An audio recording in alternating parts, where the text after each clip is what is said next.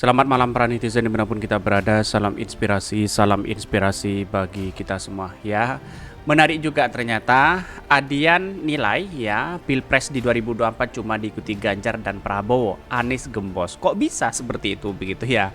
Bagaimana logikanya begitu ya? Apakah ini terjadi penjagalan kepada Anies Baswedan begitu ya? Atau apa begitu kan? Ya, ini kan pasti menjadi bola liar di masyarakat begitu ya terkait dengan adanya situasi dan kondisi bahwa Anies Baswedan ya mau ditersangkakan. Apakah benar apa yang disampaikan oleh Denny Indrayana begitu ya?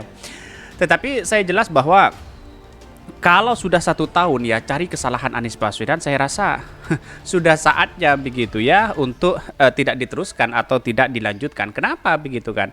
Tidak menemukan masalah apa-apa begitu. Kalau memang sudah menemukan masalah Formula E begitu kan, sejak dulu begitu kan ya. Padahal audit dari BPK kan sudah murni begitu kan, sudah tiga kali audit ya, tidak ada masalah seperti itu begitu kan. Ini apakah ada hal yang politis atau apa? Mari kita lihat nanti begitu ya. Perkembangan dari politik hari ini begitu. Tetapi kita lihat saja begitu. Saya yakin dan saya yakinnya Anies Baswedan tidak bisa ditersangkakan karena dua alat bukti itu tidak bisa memenuhi di KPK begitu ya. Tetapi karena mari kita baca terlebih dahulu komentar-komentar netizen seperti ini. Ini komentar-komentar netizen ya. Adian nilai Pilpres di 2024 cuma diikuti Ganjar dan Prabowo, Anies gembos. Kok bisa mengatakan seperti itu begitu? Ini Ganjar dan PDP takut berkompetisi dengan sehat lawan Anies ya. Ngaku aja deh. Lihat saja begitu kan ya. Dan melihat dari beberapa keterangan dari PDIP sendiri, dari kader PDIP sendiri begitu kan ya, Pak Trimedia ya, apa prestasi Pak Ganjar begitu. Belum bertanding sudah takut sama Anies Baswedan. Orang jujur ditakuti ini. Jika 3 pasangan dan Anies gugur, maka siapapun yang didukung Anies akan keluar sebagai juara. Mau nomor 1 atau 2. Ingat loh, suara Pak Ganjar dan Pak PS itu beda tipis ya. Syarat menang Pak Ganjar 1 kontestan ya, cuma 2 peserta. Jika 3 peserta maka suaranya wajib 50%.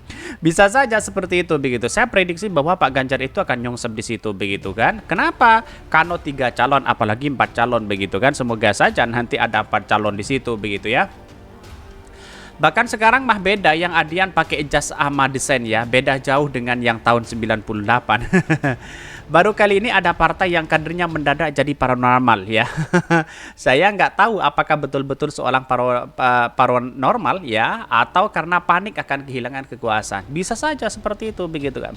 Kalau PDIP tidak berkuasa lagi, wah ini akan nyanyian luar biasa begitu kan ya. Di sana begitu seperti 10 tahun yang lalu begitu ya, nyanyian sampai luar biasa ya. Naik dikit ya bahan-bahan pokok apalagi BBM nangis, demo di situ begitu ya. Ya giliran di demo malah ya seperti itu begitu ya. Jadi ada apa begitu ya. Inilah cara-cara mereka begitu. Tapi kita lihat saja masyarakat sudah cerdas hari ini begitu ya. Ini mau ngomong apa saja bebas dipersilahkan. Realitanya nanti kita lihat reaksi rakyat Indonesia bagaimana, seperti gunung es siap mencair menimbulkan air bah, atau are you ready? Jika yang ngoceh di gigi ya, gue jamin artinya sebaliknya ya. Bahkan kita lihat saja nanti ya, pertarungan dari Pilpres di 2024 itu kan adu gagasan di situ begitu kan ya. Di era demokrasi modern hari ini begitu, kita lihat bahwa ya yang bangun kita adalah narasi-narasi begitu ya. Kalau menurut saya, paslon Pilpres itu sebaiknya 2 paslon saja. Di samping hemat biaya dan waktu, hasilnya akhirnya lebih cepat ketahuan. Kalau 2 paslon berapa begitu ya? Kalau 3 paslon berapa gitu? Toh menghabiskan dana triliunan di situ begitu ya. Bahkan kita lihat saja kalau 2 calon jelas ya kemungkinan besar Pak Ganjar akan menang di situ. Tapi ya pendukung Anies Baswedan kembali kepada Pak Prabowo. Saya yakin dan saya yakinnya itu begitu. Tetapi mari kita baca terlebih dahulu beritanya seperti ini. Ini ya beritanya, Adian nilai Pilpres di 2024 cuma diikuti Ganjar dan Prabowo, Anies gembos. Kok bisa begitu ya? Ini dikutip dari CNN Indonesia ya, politikus PDIP Perjuangan Adian Napitupulu yang memprediksi Pilpres di 2024 hanya akan diikuti 2 calon, yakni Ganjar Pranowo dan Prabowo Subianto. Kok bisa mengatakan seperti itu? Lantas bagaimana begitu? Kok Anies bisa digembosi? Kok Anies bisa dicegal begitu ya? Sementara itu ya, menurut Adian, bakal calon presiden lainnya Anies Baswedan tak akan menjadi peserta dalam kontestasi 5 tahunan tersebut. Kok bisa? Ada apa begitu? Adian mengatakan hal itu berdasar hitung-hitungan dirinya terkait kemungkinan suara Anies tergerus sejak awal. Akan ada bacalon atau bacalon baca pres yang suaranya tergerus habis, kata Adian saat ditanya apakah Pilpres hanya diikuti 2 atau 3 paslon. Koalisi perubahan solid aja di situ begitu ya. Ya ada apa begitu kan? Padahal sah-sah aja di situ, solidnya luar biasa koalisi perubahan begitu. Adian kemudian konfirmasi lagi, dia sosok bakal calon tersebut adalah Anies. Ya, sepertinya ya, jawab Adian singkat. Menurut Adian, suara Anies sebelum Pilpres sudah tergerus ya, dan kembali ke suara pemilik asal, yakni Ganjar dan Prabowo. Ya, menurut dia hal ini tak lepas dari endorse yang dilakukan Jokowi kepada kedua calon tersebut. Ya, dengan adanya endorse seperti itu begitu kan, ya elektabilitas Anies Baswedan nomor 3. Coba bayangkan kalau sama-sama di endorse begitu kan, ya bagaimana jadinya begitu. Ya inilah yang kemudian menjadi cikal bakal masyarakat harus buka diri, buka pengetahuan mereka begitu kan, apa yang kita berikan bagi calon-calon pemimpin ini kepada bangsa kita begitu kan. Jelas terbukti di situ siapa yang memimpin yang mendapatkan luar biasa begitu ya. Bahkan Pak Ganjar 2 periode di Jawa Tengah, ya biasa-biasa aja. Anies Baswedan 1 periode luar biasa begitu ya. Makanya Jokowi sekarang ke Ganjar, besok ke Prabowo, sekarang ke Ganjar, besok Prabowo. Suaranya balik lagi ya. Dalam kesempatan itu Adian juga membantah bahwa prediksinya dia berkaitan dengan yang mimpi Presiden ke-6 RI Susilo Bambang Yudhoyono atau SBY yang mengaku bermimpi naik kereta bersama Presiden ke-5 Megawati Soekarno Putri dan Presiden Joko Widodo.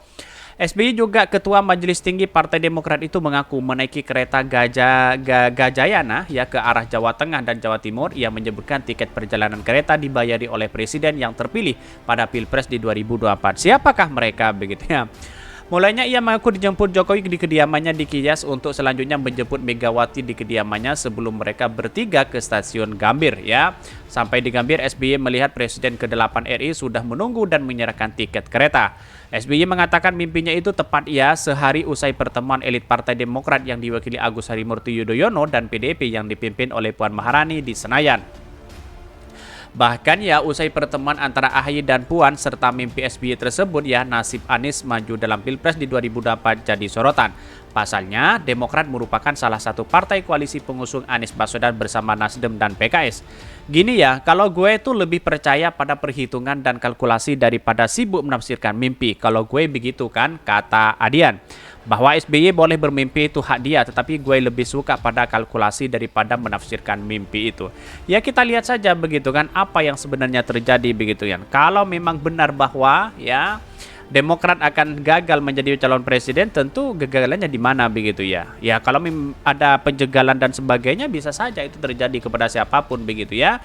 Ya kita lihat saja Partai Nasdem berupaya Anies Baswedan mencalonkan diri sebagai calon presiden begitu kan. Tentu kita hitung-hitungan yang luar biasa. Bisa saja nanti ada partai baru yang ingin gabung kepada Anies Baswedan, bisa saja itu terjadi begitu. Maka kemudian inilah solusi akhir begitu kan ya.